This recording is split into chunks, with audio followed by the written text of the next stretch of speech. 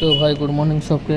और इटा आम अंगनाबाड़ी सेंटर कलर मरा है, मस्त कलर मरा है। बाकी इटा देखिक आसला पर आम आम घर बारिड और शागडाल के तोलनु आज रांधा हेबा। आज जेहेतु जन्माष्टमी है कूलर बनाऊे, जार भी कूलर खराब हो जाइए कांटेक्ट करो मिस्टर रूपेश कुमार साहू के।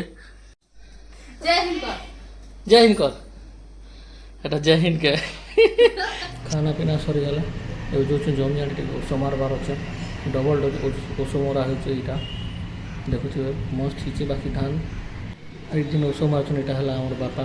आज जेहेतु जन्माष्टमी तो आम कृष्ण मंदिर आड़े बुली गलु। এটা देखी पार्टी आम पड़ार कृष्ण मंदिर